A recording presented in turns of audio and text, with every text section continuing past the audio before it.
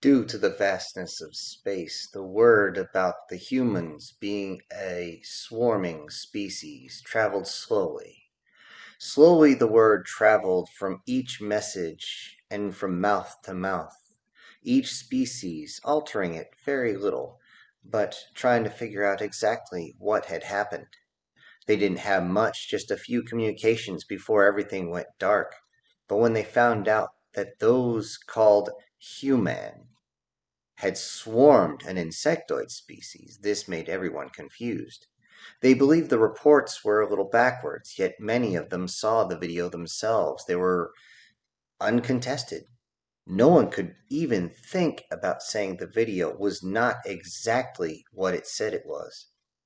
They saw as many of their own ships were torn to pieces. Many of them simply poked holes and then exploded. It was crazy. It was sheer insanity. They believed humans were these small insect creatures that would come down and sacrifice themselves. The older ones would glide in and smash into the side, kamikazing themselves. Any species that was this insane, this willing to destroy themselves to kill the enemy, was absolutely beyond any type of reason. So many decided to not even think about going close to their homeworld. It was difficult to understand that it was what most people considered a hell world, not a death world, no. The more they looked over everything, the more it was classified as a hell world. Everyone agreed that this was the reason why humanity had developed a way of using their own kind to crash into the enemy. Basically, attrition multiplied by 9,000 or more. Everyone understood this, and everyone realized that if one of the strongest species in the world was able to be taken down, even though it was a simple recon group, what choice did they have but to simply leave the humans alone, as if they had much choice in the matter? It would take a long time for everyone to start massing fleets and battle groups in order to get there. And then, perhaps, if they have enough, they could take down this threat, as they believed that these humans, if they reached beyond their own planet, would be extremely dangerous, and any other hive species like that would be just as dangerous to deal with. The only two hive species out there that were not dangerous, well, one had already been destroyed, at least their recon team, and the other one was so far on the other side of the universe that it didn't matter. They would have no interest in that side of space for several millennia. So, everyone tried to figure out exactly what to do. But the consensus was leave them be. Let them take over their world. It wouldn't be long before the green and blue ball that was there was turned into a complete wasteland by all the different ones that they would spawn, and it would just eat up all the resources. They have seen this many times, and if the species does not reach to the stars, it will simply go extinct. So that is what was decided. The humans would simply be taken care of and go away. They would end themselves on Earth. All the governments came together. Every society was talking to each other, trying to figure out how they could build up their own fleets. It wasn't long until humanity reached out beyond its cradle world and started colonizing Luna, Mars, Venus, all the way to Io, reaching over to all the moons around Saturn and Jupiter, trying to get closer to the sun, but it got a little toasty for even them. They started to reproduce at extremely high rates, even though human genetics did only allow them to reproduce at a certain speed. They used their own technology to speed up this process. How? Well, that would be something that an invasion would find out firsthand. A standard recon flight had finally reached towards the human's home system, and it received a shock. It sent back a message that humanity had beyond its cradle world, and now it was reaching beyond its own sector, beyond its own star. How is this possible? They saw the remnants the very beginnings of colonies outside of their own sector. This was dangerous, and many species worried that humanity itself would simply start to consume as all hive species do. How could they do this? There's only a few exceptions, and they didn't believe that humanity would possibly be able to be slowed down. Could they even stop them? Could they at least slow them down until larger ships were made? The decision was not given to the galactic at large. A single species, a reptilian species, that was very strange to look at. By human standards, they seemed to be some sort of giant lizard with bird wings sticking out their back. Two sets of them, in fact. A whole bunch of horns that went down the back of the spine, ending in a tail that had several spikes on it. Of course, the older, the more spikes. This was something that they believed would give them an advantage, because they believed that humanity was very small, most of them only about a meter or two across. So if they simply used shields, they would be able to deflect whatever humanity would be able to throw at them. So the plans were made, and they readied their own fleet. Approximately 60% of their own forces would go into human space and cleanse them from the galaxy, as they were considered a dirty race, a worthless piece of dirt on the souls of the entire species of this galaxy. So they went into the Soul Sector, and at first they found nothing. There were no ships. Nothing was around. They believed that their intel was wrong. They moved closer throughout the sector, moving at a certain degree of the speed of light. And they moved past each of the planets, coming in different sectors, trying to disperse themselves across so not to be caught up in the swarm that didn't come. They were confused, very confused, as they went to each of the planets and satellites that seemed to be noted to have some sort of human colony on it, but they didn't want to get too close. Sure enough, their sensors read that there were manufactured products down there, but what was there, they couldn't tell. They couldn't get too close. Many of them were worried, and they wanted the wrath of the entire fleet on a single target, as they realized that humanity, if they were a true swarm species, would come at them with too many. And then they saw them. Out in the blackness of space, they got a few reflections off the side of a few of these large ships. The fleet was petrified at what they saw. At the center of this formation were two absolutely massive ships. Everyone tried to do the calculations, and they believed that humanity was very small, barely small enough. The species invading them was almost 2 meters tall. How could they possibly build something this large if they were so small? How many do they have with them? This is not possible. How is this even possible? And before they knew it, they realized that another group of ships had jumped out of FTL on the other side of their main group. What the hell? They looked to see how these ships were moving, and they were moving at such a speed it was absolutely staggering. How is this even possible? Then all the ships stopped. The invading force copied this movement and stopped right where they were. They received a message from the fleet that was coming from the third planet, the one with the two massive ships. It simply said, "Turn around and go home. You are not welcome here. You will not get a second message. If you continue to advance, I cannot promise your survival." And the message just stayed there.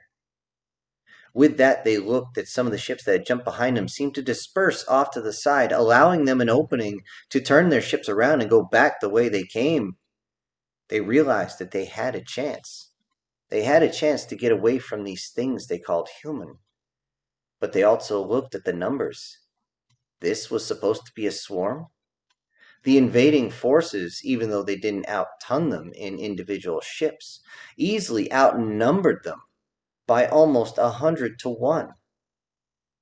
The commander of the battle group audibly laughed, and his entire bridge crew laughed in hysterics at the idea that humanity could possibly swarm them and take them out. This wasn't possible. He believed this wholeheartedly. He simply got on his communications and stated, "You are now ours. Surrender, or you will be annihilated. You will not have a second message." From there, he ordered that all his ships continue forward, keeping a very solid formation as all the other small battle groups jumped in from FTL around them and joined their large formation, heading straight towards the large group that seemed to be coming from the third planet that they believed was humanity's home star, home planet, their home that they will defend. And if they break the back of the main fleet, the rest will not be any problems at all. As they did this, they looked and they saw those other ships on the back doing maneuvers that seemed to be absolutely astounding. They must have strong inertial dampening systems to be able to maneuver something so large so nimbly and through the vacuum of space, where moving things at that g-force would crush anyone against their own bulkheads. As they moved forward, they could see that the fleet in front of them was charging their weapons. The commander laughed. How could they possibly even think of striking them? All energy weapons would disperse long before they even reached them. How would they even possibly be able to strike? That is when alarms started going absolutely berserk. The weapons officer, the radar, every single communication just started going off as they said they had incoming all over the place. There were so many coming through, they didn't know what the hell was going on. They looked on their own LiDAR and they could see 2,000, 4,000, 8,000, 10,000. So many different projectiles coming in, all of them maneuvering in a way that they would intercept the main body. How could they do this? Did they just release their entire population? The thousands started climbing even more. 90,000, 102,000, 108,000. They couldn't believe what was going on. Were they actually getting swarmed? Would they send their entire population to be destroyed? With that, the commander told them to get ready for close combat as they got their point defense systems. They looked and the small devices that were coming in. Were they trying to board them? These were the same devices, at least similar to that took out the previous forces. How could they possibly think they could come through? Before he even realized, he heard the sound of his point defense systems firing. They were firing wildly in every direction, and before he knew it, he started getting alarms that all the point defense cannons were running hot. The energy was burning so fast they could not hit every single target, and with just a glazing hit, the target seemed to disappear, evaporate from the radar. How was this even possible? They continued to move forward, believing they would be able to keep all of them back, keeping the formation as tight as possible as they believed the formation would give them a definite advantage. But pretty soon they were not able to fire back. Pretty soon their weapons had to go silent, because if they did not cool soon, they would simply explode. But they didn't have to worry about that, as they did not realize that with every one they shot down, two took its place and got closer. You shoot those two down, another four got closer and closer and closer before they were shot down. Pretty soon the explosions were rocking even the command ship. How was this even possible? How could they get close? And before he realized it too much, explosions started ripping apart the hull, knocking the crew left, right, up, down, and center, some of them breaking their bones on the bulkheads. The commander himself was rocked back into his command couch, not understanding what the heck was going on, trying desperately to get a handle on the situation. He tried to get a hold of all his ships to find out damage, what they were taking. What he saw frightened him. His outermost ships were being torn apart. Many of them were already adrift in space. Others had been broken apart. And all this time, the enemy fleets were getting closer, these large ships maneuvering at speeds he didn't even think was possible. The main Earth defense fleet just barely moving forward at a speed he expected, but this was insane what was going on. And then suddenly another group of ships jumped in, finally reaching them. It was the same type of ships, but these were close. They launched a whole bunch of other projectiles, but they also had point cannons that were firing, tearing apart all of the ships inside his fleet. The commander desperately got on the comms and called for a retreat, a full withdrawal of all the forces. They tried as best they can to get away, but those inside the ships didn't seem to care. Their methodical precision, firing with each of the cannons, making sure that they did not overheat. Yet they wouldn't overheat considering they're ballistic. The commander thought to himself, who in their wrong mind even thinks about ballistic cannons in this day and age? But they were doing the job. With each burst of fire strafing up and down, his outer and inner hulls were punctured, leaving the decompression to happen throughout his ship. Once a side was blown off and left a hole, another bulkhead was shot through by these same cannons. Along with that, the main guns were piercing through each of the ships, and if they even touched the engine compartment, it simply exploded. With that, they desperately tried to get away, desperately as fast as they possibly could. But as their ships began to maneuver, trying desperately to turn in a way that they could get themselves into FDL and get away from the battlefield, they realized that the main force had finally got close enough, and they began to fire their main weapons. Their main weapons were large hunks of metal that flew through space. Anything they touched was pierced or completely annihilated with the sheer force of what was happening. As they tried to pull away from that main force and its big guns, they realized that the ships behind them had caught up as well, maneuvering so fast that now they were right behind them, firing their main guns as well. Though they got several of the human ships, it didn't matter. They were losing ships and personnel too fast. Eventually, they did try to get a few away. The command was simple: all hands for themselves. Get out of the combat zone now. And as approximately half a dozen ships were able to get away, the flagship took a critical hit from one of the massive weapons, and it simply went adrift. And with that, the battle itself was over. All ships that surrendered were either torn to pieces or simply sat there like just hunks of metal floating in space. The commander didn't survive. His XO had went over to the face and realized that the last shot had forced the commander into such a position that he broke his neck. He took command and tried desperately to scream a surrender off to the humans, and the humans seemed to suddenly just stop firing. He looked on what was left of his radar, and he could see that the humans had sent over different vessels. Were they trying to board his ship? He wouldn't allow them to take his ship. It was his ship now. And as the acting captain, he's going to take them down and... With a slam of his hand on the self-destruct system, he suddenly felt his blood run cold. Slamming the self-destruct over and over and over and over again, realizing that the engines were so damaged that even the self-destruct could not go off. He tried desperately to use the breaching charge to blow them up.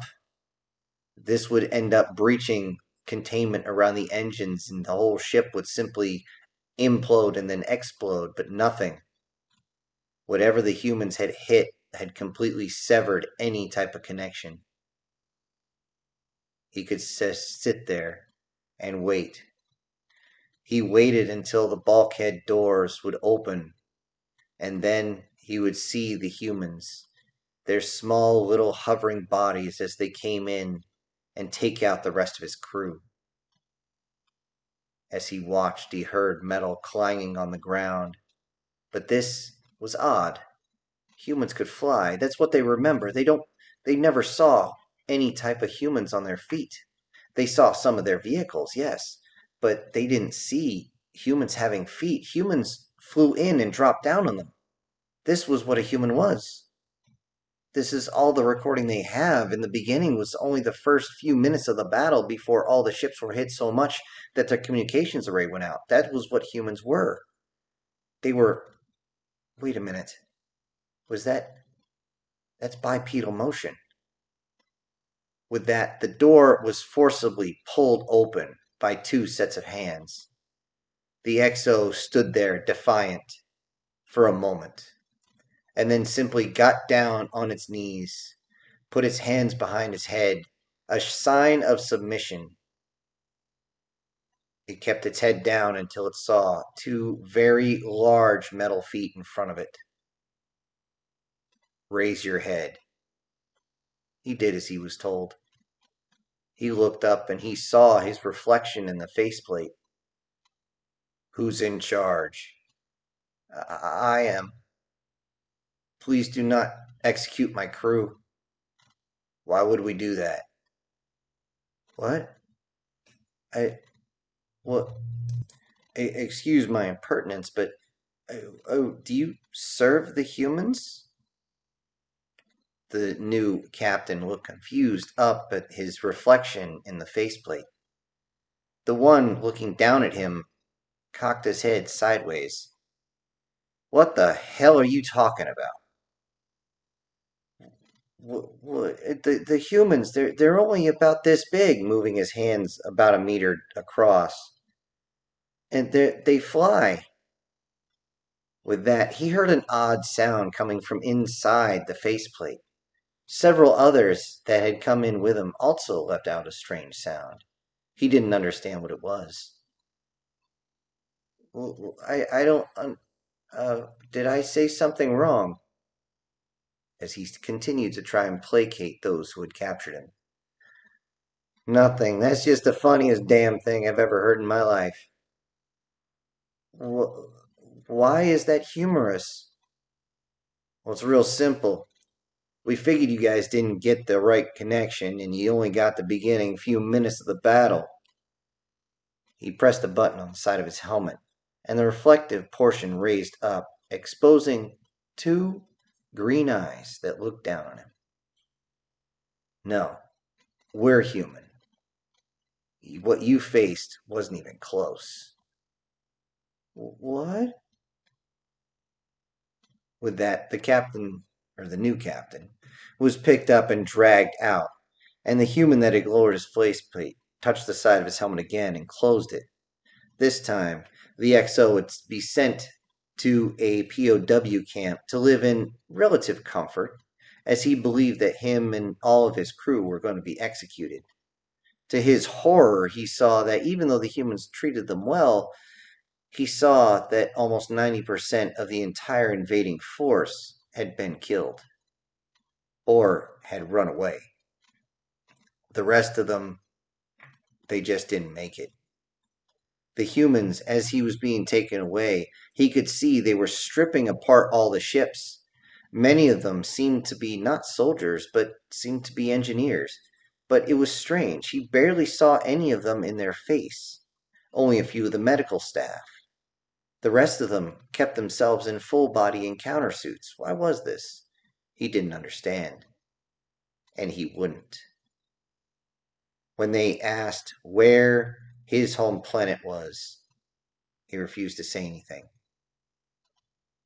But he wouldn't have to. Only 3 days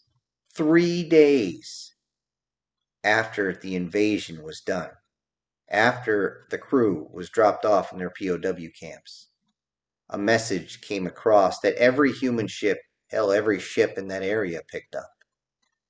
It was a declaration of war. A declaration to stop the hive of humanity from reaching amongst the stars.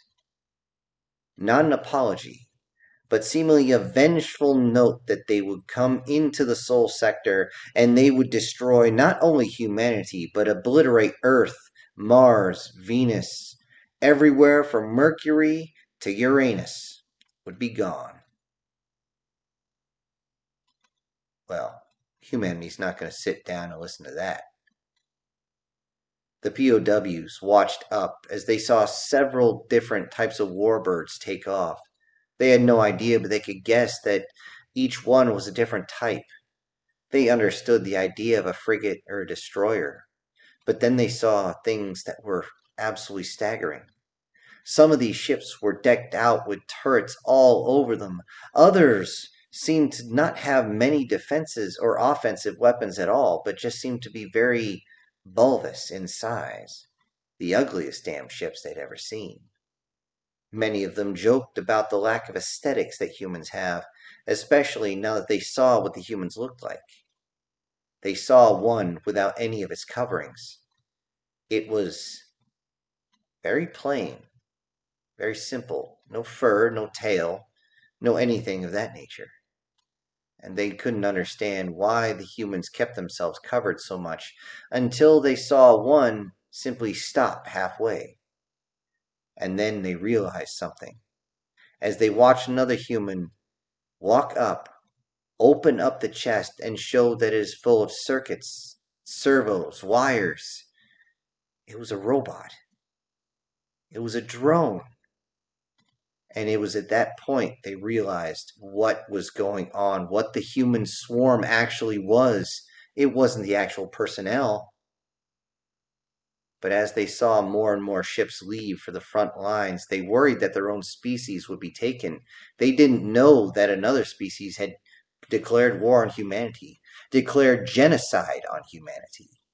This would be another sort of reptilian species, but they were more avian than anything else. They had their own decked out feathers, their own beak that was sharpened to a point. These avian species were also bipedal. Their tails were also wide, flat, and they were very, very flamboyantly covered. It was always a way of showing off to potential mates, as that was their way. But their way also was to take apart any species that they deemed a threat. They had done this to others. They were a warrior race, of course, and they wanted to make sure that no other race became a threat to them. So when they realized that humanity was a threat and expanding close to their borders, they knew they had to take action. They believed that a swift strike would be ideal. And in accordance to their laws, they declared the war instead of trying to blitzkrieg in without any notice. They would find out that their sense of honor would cost them dearly. Humanity in all its ships jumped into their sector, but it didn't jump on the outskirts like most do. No, they jumped in almost on top of the third moon of their home planet. And before any of the alarms went out, they saw something happen. Many of the ships immediately jumped in around the planet and started dropping all sorts of ordnance. At least they thought it was ordnance. Things kept screaming through the skies and did not stop for hours. Some of these things screamed in and didn't stop. They simply adjusted their pattern and crashed into certain buildings, crashing into certain ordnance stockpiles, definitely targeting weapons, military facilities, anything like that, breaking up bridges, breaking up dams, causing so much massive chaos. The defense systems online, as soon as possible, started to fire back at these new ships. But these new ships also dropped something else. Strange pods, egg-shaped pods that many of them thought were some way of giving tribute at first, until they saw the outer shell pop off, showing another layer inside. They tried to target them, but there was so much debris out there that most of their targeting systems couldn't target such small items, so they tried to take out the ships dropping them. But as soon as the ships were done dropping these pods, they simply left, leaving ordnance to fly through space and strike absolutely nothing. And before they even had a time to adjust fire on their weapons, those pods opened up a strange type of cloth and then a strange type of metal, seeming to direct them somewhere, and then they would land and something came out that frightened them to no end. Something twice their size, a bipedal metal monster, would jump out and immediately start firing ballistic weapons into anything. They would also be using flame to burn them as well. And while this was going on, seemingly there were avian species in the air. Wait, those weren't avian species. Those were made of metal. What was going on? Was it multiple species attacking? What the heck was going on? More and more their communications went down before they realized what was going on, and their capital was taken in less than 6 hours. The royal family was dragged out of their throne room and placed down on their knees in front of the crowd for everyone to see. These strange metal bipedal creatures on either side, as many of those flying machines simply buzzed around for a little while and then dropped onto something and exploded. The royal family, many of them crying, others praying, several wetting themselves in front of the crowd. Yet one or two always tried to keep their dignity and defiant. They looked over and they could see two distinct sets of bipedals. One had a much smaller head than the others and were much leaner, but they found out that these things were not even organic. This was part of the swarm. This was humanity, they would find out, as a delegation of humanity walked up in their environmental suits, didn't even give the honor of raising their visors, and simply looked down at the royal family itself. You declare war on us? Who are you? We? We're humanity. You sent a message. You said you wanted to genocide my entire species, our entire species, he said, motioning with both arms open. You wanted to kill us all. Why? You better give me a good goddamn reason, or I'm going to just execute every single one of you, starting with her, pointing over with all his digits at a single female that seemed to drop all her feathers at once, all of them seeming to spray out on the ground in sheer fear. This one was enough to make them all realize what was going on.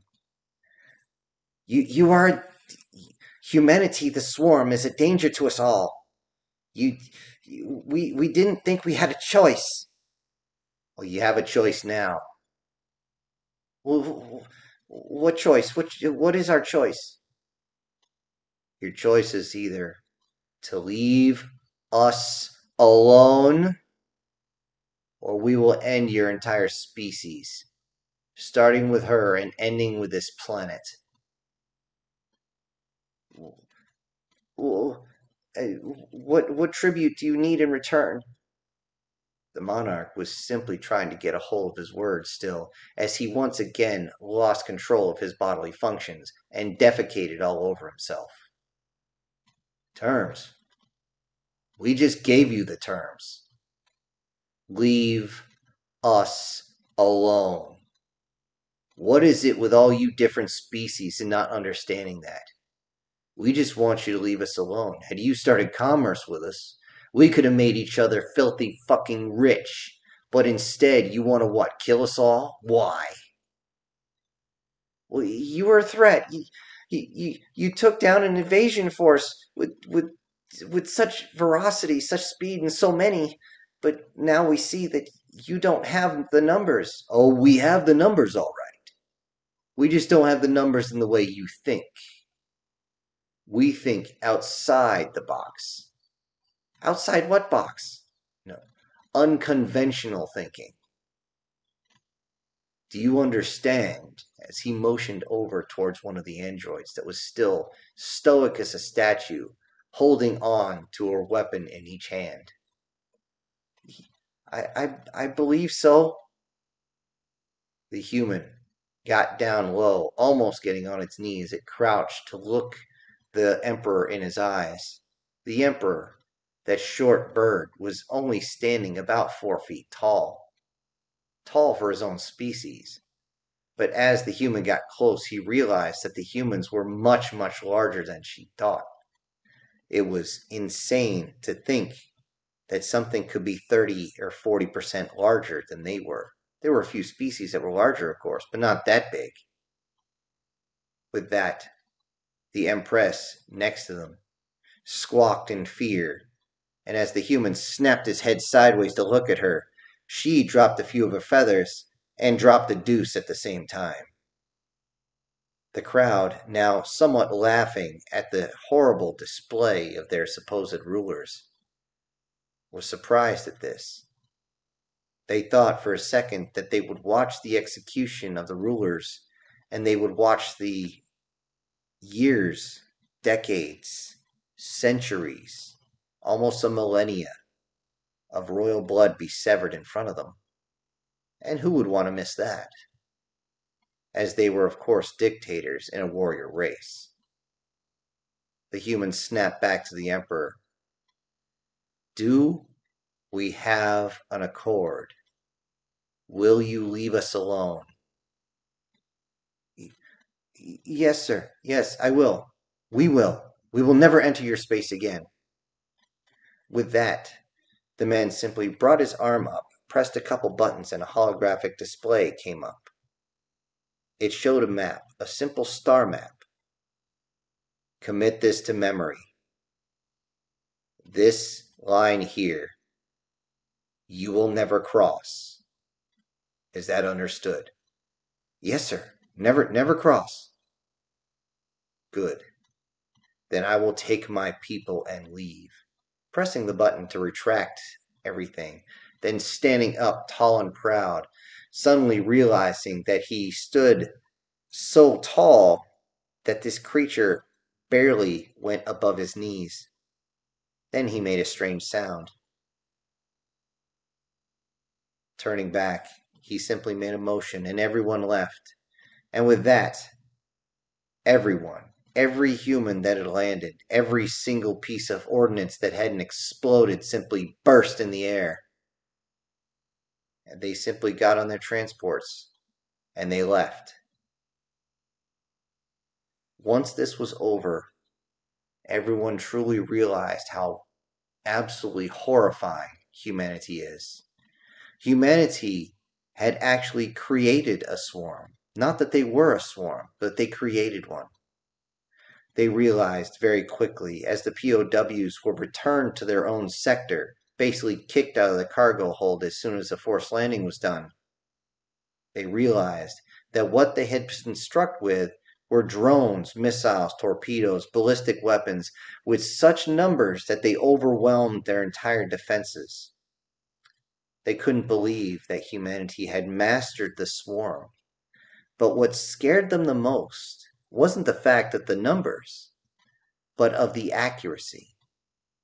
There was many videos passed around the entire universe of several of these species running from one of these drones. It would line up and then all of a sudden burst forward extremely quickly and smash into one of them. It didn't matter what species.